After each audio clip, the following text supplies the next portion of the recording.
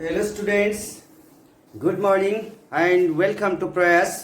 आज हम lecture number 7 discuss करेंगे एंड इसमें हम अनोमलस बिहेवियर ऑफ वाटर का बारे में डिटेल्स में जाएंगे। ये जो anomalous behaviour, anomalous means unusual behaviour. हम सबको मालूम है for any liquid when temperature increases then what happens to the volume. Volume increase करेगा या डिक्रीज करेगा।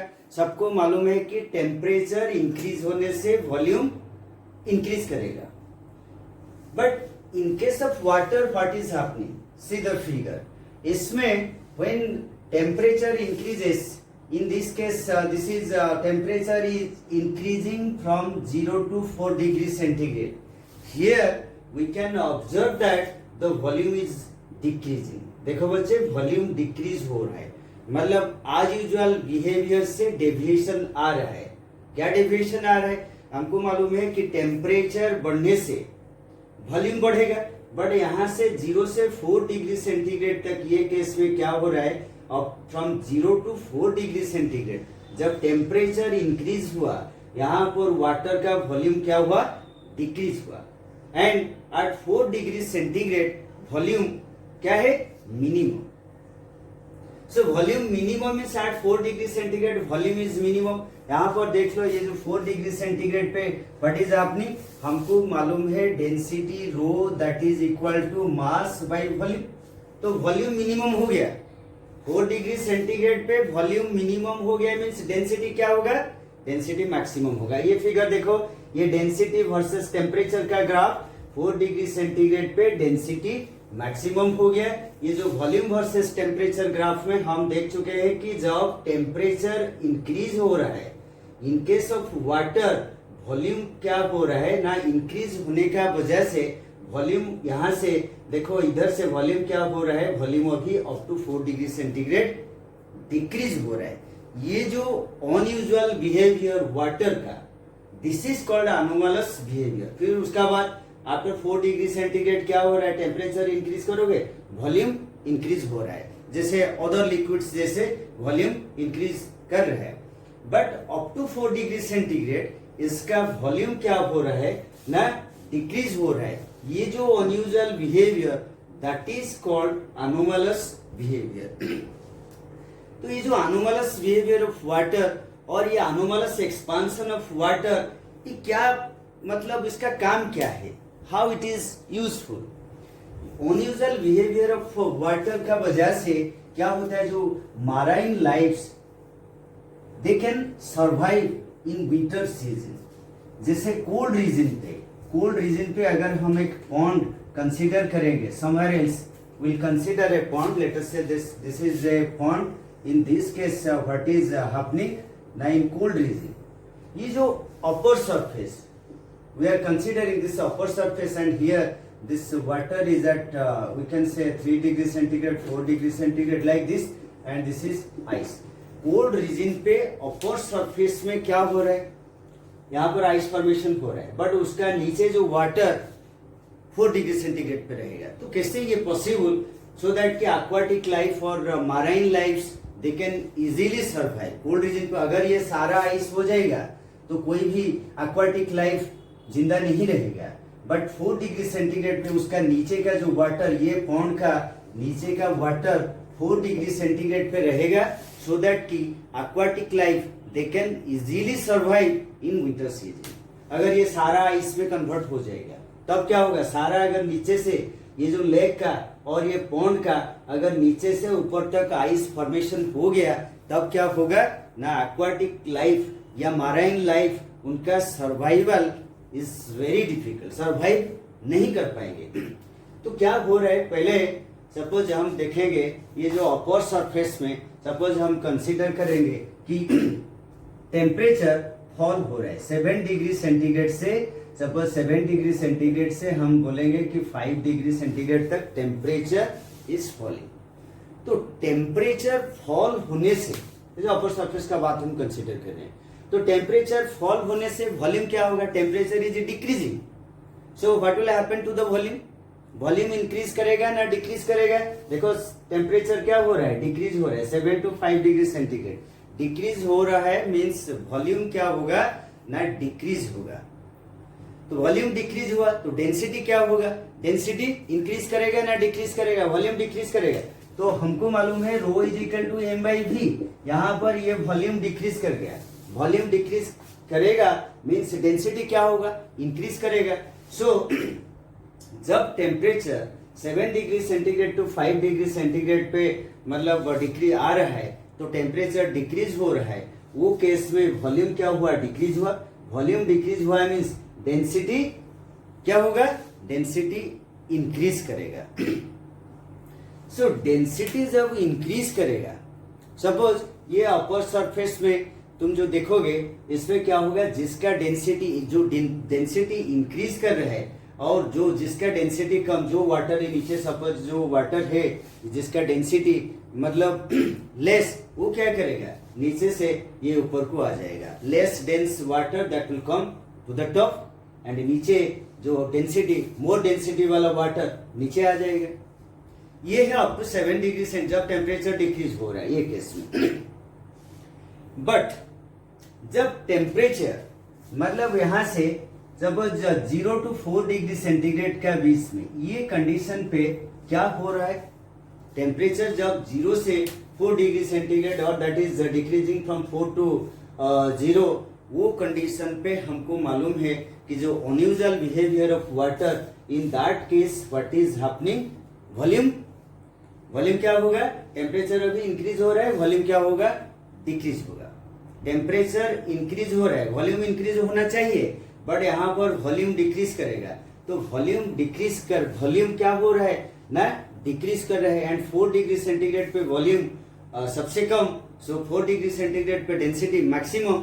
सो जब ये टेम्परेचर रेंज पे आ रहा है तो यहाँ से हमको मालूम क्या हुआ ना, वॉल्यूम डिक्रीज होते जा रहा है। सपोज 4 to 0 डिग्री सेंटीग्रेड आएगा तो ये कंडीशन पे हम देखेंगे कि वॉल्यूम डिक्रीज करेगा, तो वॉल्यूम डिक्रीज करेगा मीन्स डेंसिटी क्या होगा, ये जो कंडीशन पे डेंसिटी मतलब इंक्रीज हो रहा है हम बोल सकते हैं एंड 4 डिग्री सेंटीग्रेड पे डेंसिटी क्या हो जाएगा ना मैक्सिमम हो जाएगा।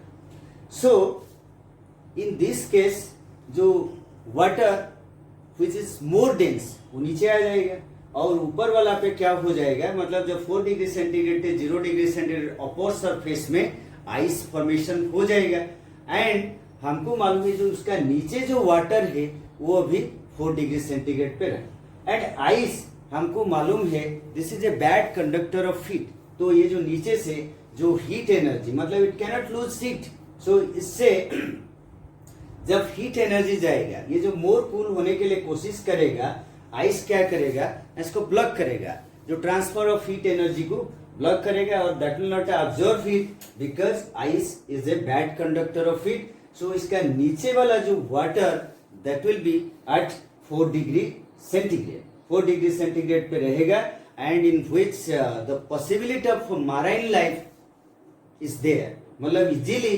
माराइन लाइफ और aquatic life in winter seasons or in cold regions they can easily survive and this is what the anomalous behavior of water.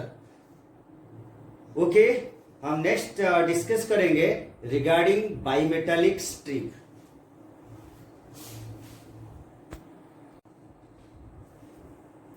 So bimetallic strip, इसमें we have taken 2 strips, one is brass and another one is steel. So in these cases these 2 strips are joined together and they will constitute bimetallic, bi means 2, bimetallic strips.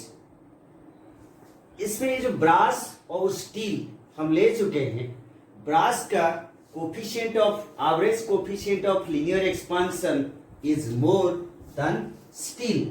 Alpha of brass that is greater than alpha of steel. So let us say this bimetallic strip is a temperature T degree centigrade and when we are increasing the temperature, when this temperature is increasing, then what is happening, there is expansion, linear expansion. तो ये दोनों से, brass और steel से, किसमें expansion ज्यादा होगा? तो हमको मालूम है ब्रास का जो coefficient of linear expansion that is more than steel, so automatically brass will expand more in comparison to steel. ये दोनों से ब्रास ज्यादा एक्सपांड करेगा। तो देख लो ये फिगर से, ये तो दोनों ब्रास ऐसे आगे बढ़ेगा नहीं और स्टील इसे तो नहीं होगा, क्योंकि ये दोनों ब्रास और स्टील दोनों जॉइन टुगेदर। सो ये क्या करेगा ना, ये जो brass that will curve like this, brass इसी टाइप का ज्यादा कर्व होगा, मतलब जो arc of brass is more. ये जो कंडीशन पे, ये सपोज ऊपर वाला ब्रास और नीचे वाला हम स्टील, इधर देख लो बच्चे कौन ज्यादा एक्सपांड किया गया। तो इसको अगर हम देखेंगे, सपोज ब्रास का जो आर्क फॉर्मेशन हो रहा है, suppose that is L1 and steel का L2। सो ये फिगर से हम डेफिनेटली बोल सकते हैं कि L1 is greater than L2 means the length of brass, increased length of brass is more than steel, because हमको मालूम है coefficient of linear expansion of brass is more. So ये जो बाइमेटालिक स्ट्रिप, ये किस काम पे यूज होता है ना, this is used as an electric breaker in an electrical circuit. इसमें देख लो बच्चे, ये जो ब्रास और स्टील दोनों अभी टेम्परेचर T डिग्री सेंटीग्रेड पे, इसको हम अभी बोलेंगे कि ऑन पोजीशन पे, स्विच इज ऑन पोजीशन पे, मीन्स जब टेम्परेचर बढ़ जाएगा क्या होगा, ये जो P और S का बीच में मतलब कांटेक्ट लूज हो जाएगा, means we can say that is off position. So ये जो bimetallic strip in case of electrical circuits, these are used as electric breaker. So next हम डिस्कस करेंगे some questions on this bimetallic strips. Okay. So in this question, a bimetallic strip is formed out of two identical strips, one of copper and the other of brass. And coefficient of linear expansions of two metals are alpha C and alpha B. Alpha C means coefficient of linear expansion of copper, and alpha B coefficient of linear expansion of brass. On heating, the temperature of the strip goes up by delta T and the strip bends to form an arc of radius R, and we have to find this R. So copper and brass, यहाँ पर दो strip है। So we know that alpha for brass is more than copper. So किस तरफ bend करेगा, first of all वो चीज हम देखेंगे, राइट। सो किस तरफ बेंड करेगा ये सोच लो, दिस इज ब्रास स्ट्रिप, ऊपर वाला ब्रास स्ट्रिप एंड नीचे वाला लेट अस से copper. This is brass and this is copper. This is your copper strip. And ये जो thickness T and also this thickness is T, दोनों का thickness same. And initially ये brass और copper, इसका length जो भी था, suppose this length is L0, and जब temperature increase होगा, temperature जब increase होगा क्या होगा, इसका जो भी लेंथ हो, टेम्परेचर इंक्रीज होने से लेंथ बढ़ेगा, हमको मालूम है। बट ब्रास का coefficient of expansion is more, alpha B coefficient of linear expansion of brass is greater than coefficient of linear expansion of copper. तो ऑब्वियस ब्रास ज्यादा एक्सपांड करेगा। तो कैसे एक्सपांड होगा, इसको अगर हम देखेंगे तो किस टाइप का एक्सपांशन होगा पहले देख लो। सो ऐसे एक्सपांड करेगा। हम यहां पर अगर ये एंगल थीटा, सो हम लिख सकते हैं कि ब्रास कैसे एक्सपांड कर रहा है। ब्रास, ऊपर वाला ब्रास, ये है ब्रास, इसको ऐसे कर लो तो अभी ये ऐसे एक्सपांड करेगा। सपोज दिस जो ऊपर वाला का लेंथ लेट अस से उसका लेंथ L1 और नीचे वाला का लेंथ L2, हम रेडियस फाइंड आउट करेंगे। ये दोनों का मतलब ये L1 क्या है, when temperature is raise to delta T, then L1 is the increase length, मतलब जो अभी लेंथ बढ़ गया। सिमिलरली ये L2 इंक्रीज लेंथ, ये वाला ब्रास ज्यादा, ब्रास का देखो आर्क ज्यादा है in comparison to copper, this is copper. So अभी हम ये रेडियस फाइंड आउट करेंगे, दिस रेडियस, एवरेज रेडियस हम ले रहे हैं, ये एंगल थीटा। सो ये जो रेडियस अभी हम फाइंड आउट करेंगे कैसे, पहले देख लो ये थिकनेस थी। अगर हम ये जो ब्रास का जो ये जो आर्क फॉर्मेशन हुआ उसको अगर हम ऐसे लिखेंगे, लेटर से दिस रेडियस, यहाँ जो blue marking this radius, suppose this is R1, this is R1, ठीक है बच्चे। एंड ये अभी क्या है, ये जो कॉपर वाला का, सपोज दिस रेडियस यहाँ पर R2। ये क्वेश्चंस वेरी इजी, बट एक बेसिक क्वेश्चंस जेई मेंस और नीट के लिए, यहाँ से यहाँ तक सपोज R2, तो बच्चे यहाँ से फिजिक्स का सिंपली एक ही कंसेप्ट अप्लाई होगा, बाकी सब ज्योमेट्री बोल सकते हो। अभी हम देखो ये जो फिगर में अभी ये थिकनेस कितना है, ये जो थिकनेस टोटल थिकनेस था, टोटल थिकनेस कितना T, उसका मिडिल पे, तो ये थिकनेस कितना हो जाएगा T/2। अगर हम R1 को फाइंड आउट करेंगे तो बच्चे R1 को क्या लिखेंगे, ये जो रेडियस, ब्रास का रेडियस R1 को देख लो, यहाँ तक रेडियस कितना, फिगर देखो, यहाँ से यहाँ तक रेडियस कितना R, ये डिस्टेंस कितना है T/2। सो R1 को हम लिखेंगे R प्लस T/2, ठीक है। सो ब्रास का जो रेडियस हमको मिला R1, that is equal to R plus T/2। कोई फिजिक्स अप्लाई नहीं हो रहा है अभी। चलो फिर ये जो नीचे वाला कॉपर को हम कंसीडर करेंगे, कॉपर में कॉपर का रेडियस फाइंड आउट करेंगे यहाँ तक, तो ये थिकनेस कितना बच्चे, ये थिकनेस T/2। अभी ऊपर तक थिकनेस कितना है, यहाँ तक R। सो R2 को क्या लिखोगे ना, R माइनस T/2। एक पार्ट हो गया। फिजिक्स को हम आए नहीं, तो अभी ये जो आर्क एंगल तुमको मालूम है, एंगल क्या है, एंगल का फॉर्मूला बच्चे arc by radius, arc by radius, ये सबको मालूम है। सो आर्क कितना, आर्क का फॉर्मूला क्या है, arc is equal to angle into radius, ठीक है बच्चे। तो देखो यहाँ पर अभी हम L1 आर्क, L1 को क्या लिखेंगे, सो इसको L1 दैट इज एंगल कितना, सेंटर पे कितना एंगल कर रहा है, सो थीटा इंटू R1 हो गया। अभी L2 को चलो, सो L2 इसका लेंथ हम ले चुके हैं L2, किसका, कॉपर का। सो L2 को क्या लिखेंगे, थीटा इंटू R2 हो गया। देखो अभी फिजिक्स अभी तक भी आया नहीं। सो अभी यहाँ से अगर हम डिवाइड करेंगे L1 बाई L2, तो क्या बच्चे लिखोगे, this is theta R1 divided by theta R2। सो देख लो अभी L1 by L2, L1 by L2 कितना है ना, this is R1 by R2। आ गया बच्चे, R1 बाई R2 पुट कर लो, R1 का वैल्यू, R1 कितना, R plus T/2, R plus T/2 divided by R minus T/2। अभी तक बच्चे फिजिक्स का काम नहीं है ये क्वेश्चन पे, but question is very important for IIT JEE mains and also for NEET. तो यहाँ आ गया। अभी ये जो L1 लेंथ, ये क्या है, टेम्परेचर जब इंक्रीज हुआ तब ये जो लेंथ, दैट इज L1।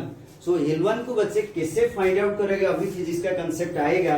हमको मालूम है टेम्परेचर इंक्रीज होने से लेंथ बढ़ता है।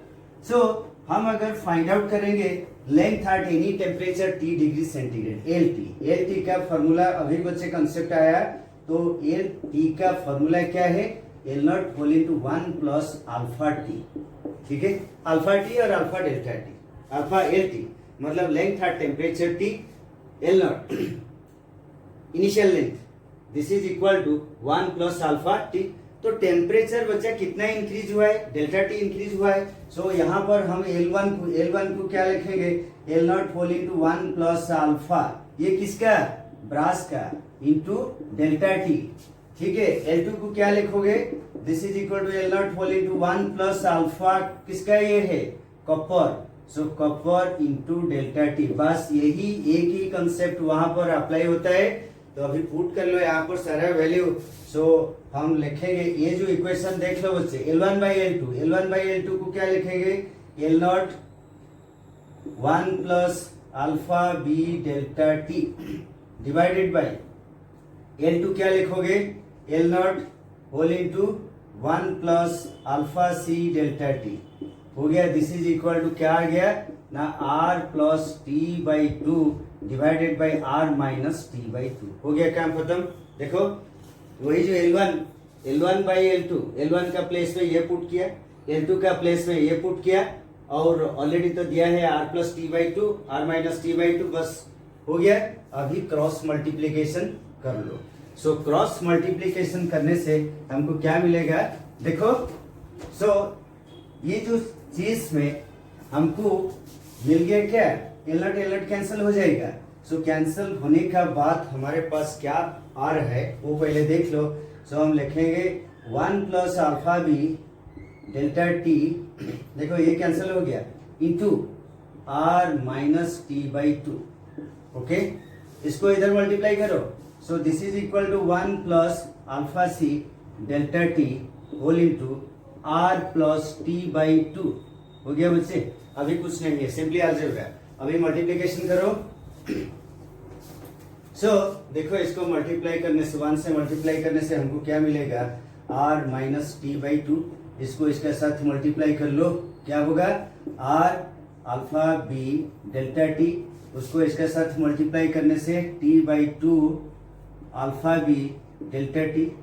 दिस इज इक्वल टू कितना, इधर देखो, R plus T by two, इसको इसके साथ मल्टीप्लाई करो, R alpha C delta T, उसको इसके साथ मल्टीप्लाई करो, T by two alpha C delta T. हो गया। सो ये इक्वेशन से पहले R बोथ साइड से कैंसिल हो जाएगा, कर लो कैंसिल। अभी देख लो बच्चे, दो टर्म आ रहे हैं, ये एक टर्म और ये एक टर्म। अभी इसको हम कंसीडर करेंगे T/2। Thickness of the strip is very small, alpha is very small. So ये जो quantity delta T is also small, we can say. So ये जो क्वांटिटी क्या होगा ना, that is T/2। Thickness very important, T/2 alpha B delta T. ये term that is approximately zero, ये term is also approximately equal to zero. क्यों बच्चे, तुम बोलोगे R into alpha B into delta T, ये भी जीरो होना चाहिए, क्योंकि R अल्फा बी ये भी स्मॉल, डेल्टा टी ये भी स्मॉल, बट R यहाँ पर जो radius of this circular arc is very large. So इसीलिए ये टर्म को हम नेग्लेक्ट नहीं कर सकते हैं। बट यहाँ पर thickness of the strip is very small, T/2 small, alpha B small, delta T small, so उनका multiplication very very small. So ये टर्म और ये टर्म जीरो हो जाएगा। ठीक है बच्चे, अभी देख लो क्या क्या अभी मिल रहा है। आ गया minus T/2 plus R alpha B delta T is equal to, ये साइड में क्या रह गया, T/2 plus R alpha C delta T. हो गया। सो अभी इसको T को ये साइड को ले जाओ। सो अभी ये आ जाएगा R alpha B, sorry R alpha B small कर लो, स्मॉल दे ब्रश का, R alpha B delta T minus R alpha C delta T. This is equal to T/2 plus T/2। ये कितना हो गया, T हो गया। इधर से पे क्या करोगे, R कॉमन ले जाओ, R डेल्टा टी कॉमन ले जाओ, R डेल्टा टी कॉमन लेने का बाद मिलेगा alpha B minus alpha B minus alpha C. This is equal to T। ठीक है बच्चे। सो हमको R फाइंड आउट करना है। सो R कितना होगा, R this is equal to T divided by alpha B minus alpha C into delta T. ये एक बेसिक फॉर्मूला बच्चे, इसको मतलब ट्राई टू रिमेम्बर कैसे डिराइव हुआ, वो बहुत यूजफुल। ओके बच्चे।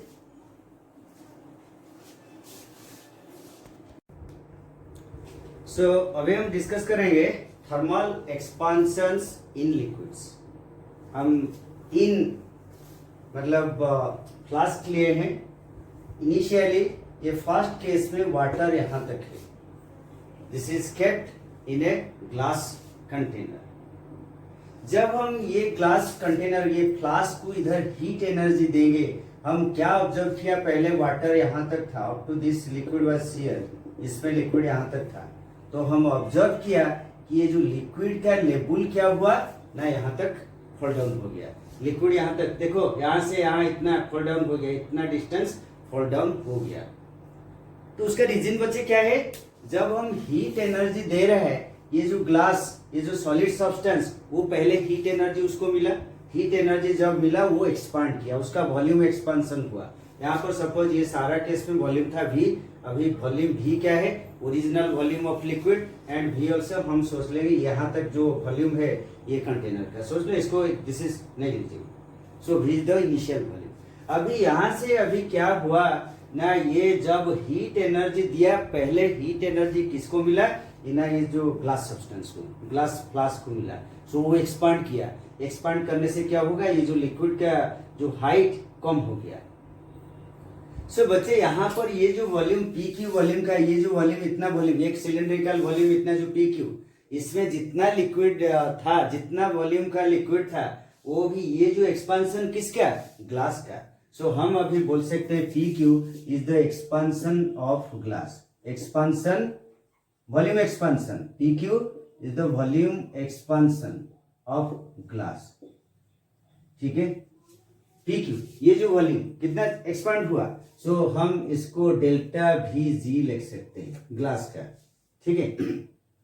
फिर हीट दे रहे हो, हीट देने के बाद ग्लास तो एक्सपांड हो चुका है, फिर हीट एनर्जी कौन ऑब्जर्व करेगा ना, ये लिक्विड ऑब्जर्व करेगा। तो देखोगे लिक्विड का लेवल पूरा यहाँ तक ऊपर उठ जाएगा। पहले ये पी में था लिक्विड का लेवल, अभी ये लिक्विड लेवल आर तक चला गया। तो अभी यहाँ से बच्चे क्या हुआ, ये इधर था, तो ये जो Q R, so Q R that is real expansion, real expansion मतलब वॉल्यूम एक्सपांशन, वॉल्यूम एक्सपांशन हो रहा है, वॉल्यूम एक्सपांशन ऑफ लिक्विड। सो इसको हम लिखेंगे डेल्टा वी आर लिखेंगे। सो ये जो फिगर से देख लो, पी क्यू क्या है, वॉल्यूम एक्सपांशन किसका, ग्लास का, एंड क्यू आर क्या है, दैट इज वॉल्यूम एक्सपांशन किसका ना, Q R real expansion, real expansion of liquid. So ये जो वॉल्यूम एक्सपांशन हो रहा है P R that is called apparent expansion. यहां पर P R is called apparent expansion of liquid, apparent expansion मतलब रियल नहीं है, एक्सपांशन ऑफ लिक्विड, ठीक है बच्चे। सो इसको डेल्टा वी अपैरेंट लिख सकते हैं, डेल्टा वी अपैरेंट। सो अभी देखो ये जो फिगर से हम क्या लिख सकते हैं, फिगर देख लो, थर्ड फिगर को देख लो, ये फिगर पे हम क्लियरली लिख सकते हैं Q R is equal to क्या है बच्चे, Q R that is equal to P Q plus P R. So Q R क्या है, ये Q R that is real volume expansion delta V, हम रियल मीन्स आर ऐसे लिखेंगे। P Q क्या है, ये जो पी क्यू क्या है हमको मालूम है, that is expansion of glass. So इसको हम लिखेंगे delta V G, and P R this is apparent expansion. So delta V हम इसको लिखेंगे अपैरेंट एक्सपांशन, ठीक है। सो अभी वेरी सिंपल सा कंसेप्ट, डेल्टा वी क्या है हम पहले से मालूम है, change in volume that is equal to, ये जो कंसेप्ट अभी आ रहा है delta V this is equal to gamma V delta T, gamma V delta T. Gamma क्या है, coefficient of volume expansion, change in volume, V क्या है ओरिजिनल वॉल्यूम। वो तीनों केस में हम ओरिजिनल वॉल्यूम क्या लेंगे, वी लेंगे। सो यहां से अभी हम इसको लिखेंगे delta V R means gamma V, temperature वही डेल्टा टी चेंज हुआ है, दिस इज इक्वल, इसको क्या लिखेंगे gamma G V delta T plus in this क्या लिखेंगे gamma apparent V delta T. So बच्चे यहां से देखो वी डेल्टा टी सब में कैंसिल हो जाएगा। सो हमारे पास रहेगा gamma R is equal to gamma G plus gamma apparent, ये है, ठीक है। So okay, bye bye students.